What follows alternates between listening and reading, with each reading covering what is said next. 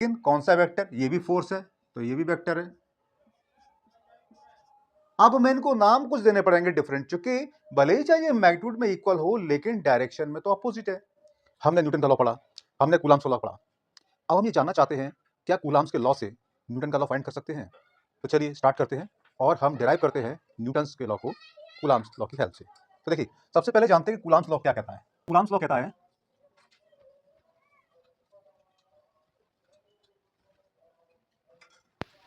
The electrostatic force, the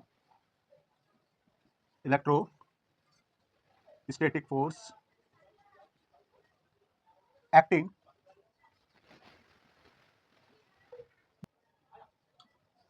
between two stationary charges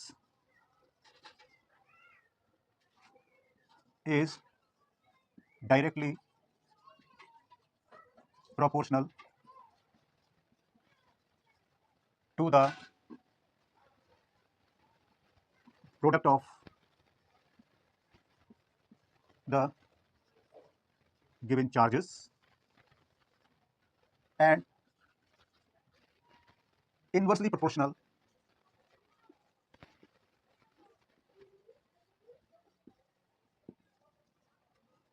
to the square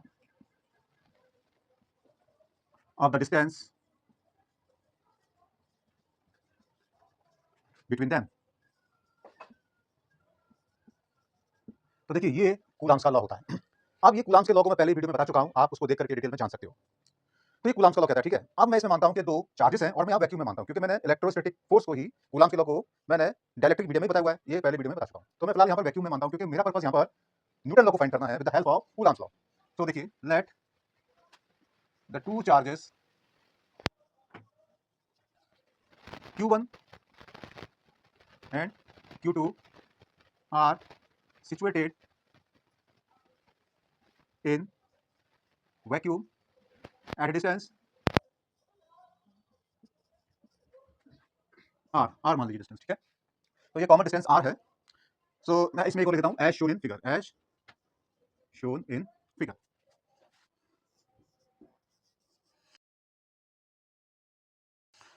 तो देखिए मैं यहां फिगर बना देता हूं, ये देखिए। तो ये फिगर मैंने कार्टेशियन कोऑर्डिनेट सिस्टम में बनाए हुए हैं, इसकी हेल्प से अच्छी तरह समझ में आ जाएगा। अदरवाइज जो कूलम्स लॉ होता है स्केलर फॉर्म में, वो तो सिंपल एक लाइन बना दीजिए और चार्ज रख दो इधर लेफ्ट राइट में और वहां पर डिस्टेंस देकर के सीधा फॉर्मूला ड्राइव हो जाता है। लेकिन इसको प्रूव करने के लिए मुझे इसकी हेल्प लेनी पड़ रही है। रीजन क्या है मैं बताता जाऊंगा। तो देखिए यहां पर दो पॉइंट ले लीजिए, ये ले लीजिए, ठीक है। और यहां पर चार्ज रख दीजिए Q1 और यहां पर चार्ज रख दो Q2। और ये जो पॉइंट है इनको नाम दे दीजिए A और इसको नाम दे दीजिए B। पहले इन दोनों पॉइंट्स के इस ओरिजिन के रेस्पेक्ट में पोजीशन वेक्टर मान लेते हैं।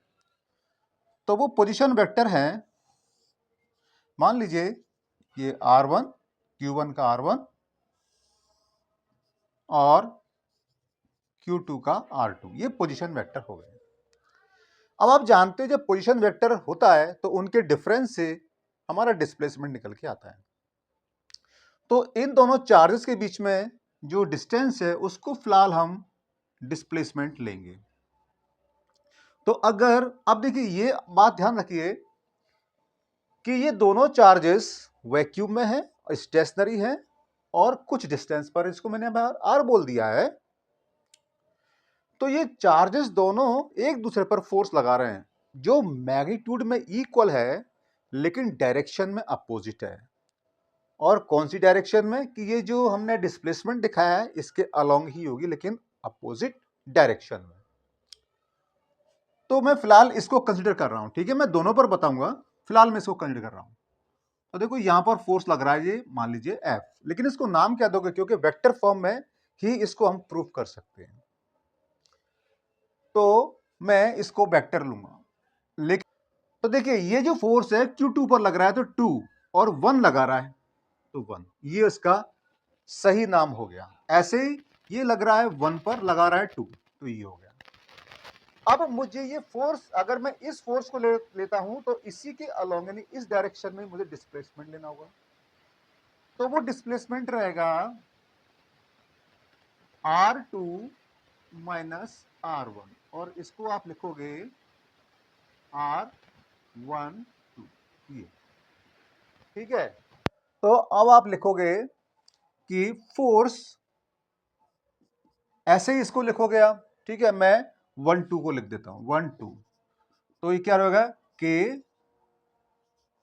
Q1 Q2 अपॉन, अब देखिए जब मैंने F21 को लिया है तो ये डिस्प्लेसमेंट लिया हुआ है, जब मैं इसको लूंगा तो ये यहां पर 1 2 है तो इसके लिए आएगा 2 1, तो यहां पर मैं ले लेता हूं 1 2 1 2 नहीं 2 1 2 1, और स्क्वायर लगा दिया।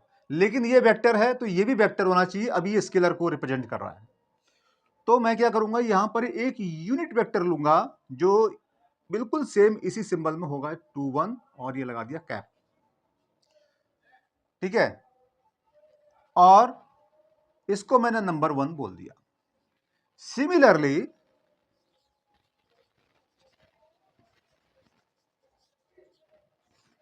F21 is equal to K Q1 Q2 upon 1 2, ये और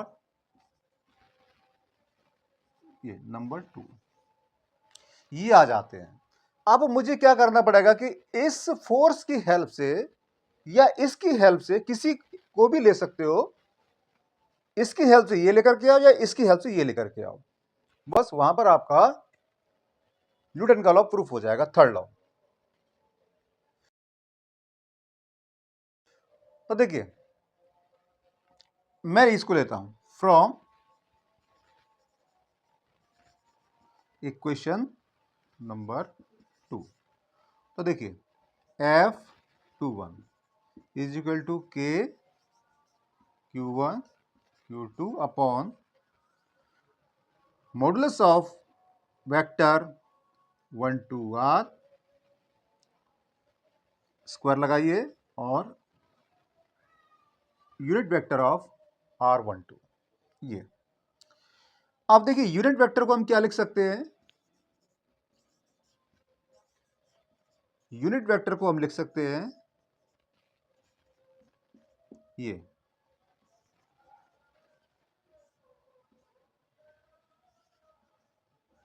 ये लिख सकते हैं। आगे देखिए, अब इसको मैं क्या लिखूंगा,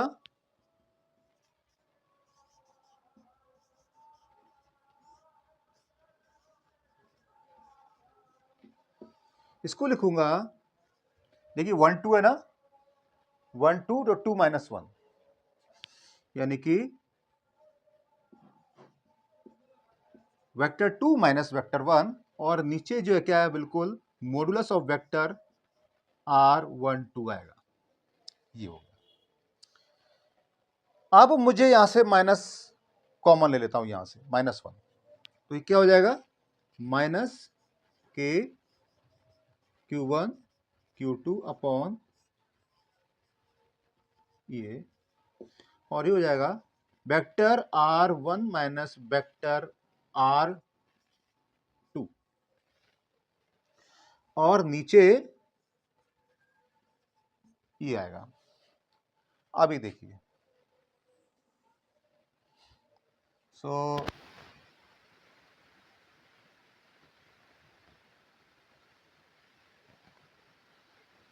F21 इज इक्वल टू, अब देखिए मैं इसको, इस वाले पार्ट को मैं इस तरीके से लिखना चाहता हूं, तो क्या लिखूंगा, minus K Q1 Q2 upon modulus of vector R।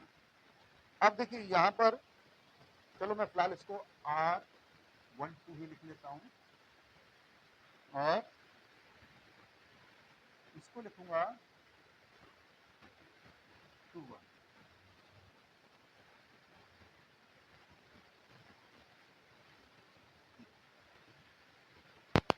अब ध्यान देने वाली बात है, ये 1 2 1 है, ये 1 2 है, तो आप यहाँ पर ये जो जब मॉडुलस लग जाता है तो स्केलर बन जाता है। तो स्केलर में 1 2 लिखो या 2 1 लिखो, कोई फर्क नहीं पड़ता, हम इस चीज को इससे मिलाएंगे।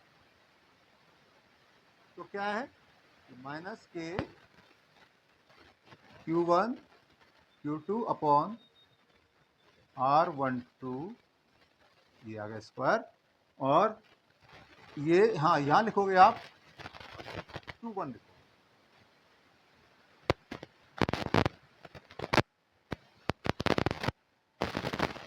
ये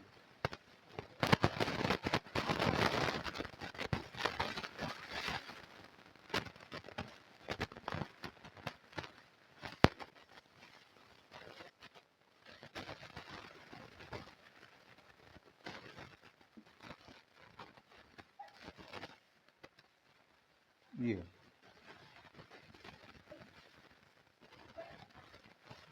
तो अब देखिए जरा, ये बिल्कुल ये आ गया, और ये क्या हमारा 1 2, यानी कि ये वाला माइनस छोड़ करके, है ना, क्योंकि इसमें देखो ये प्लस है, तो मैं केवल ये वाला हिस्सा लूंगा जो कि ये है, यानी कि ये वाला पार्ट। तो ये क्या आएगा, माइनस F12 ये। तो देखो यही आपका न्यूटन का थर्ड लॉ है। तो this is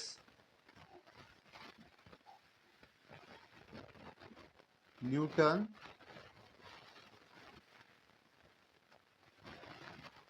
third law. So अगर हमें वेक्टर के फंडामेंटल पता है और अगर हमें कूलम्ब्स का लॉ सही तरीके से एक्सप्लेन करना आता है, तो ये लॉ बड़ी आसानी से प्रूफ हो जाता है। और इसमें आप हेडिंग डाल लीजिए कि derivation of Newton third law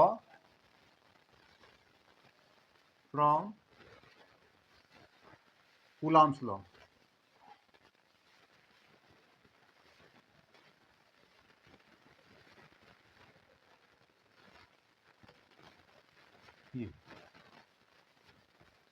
so I hope आपको इस चीज समझ में आ गया होगा। फिर मिलते हैं अगले वीडियो में। Till then goodbye and keep learning and thanks for watching this video.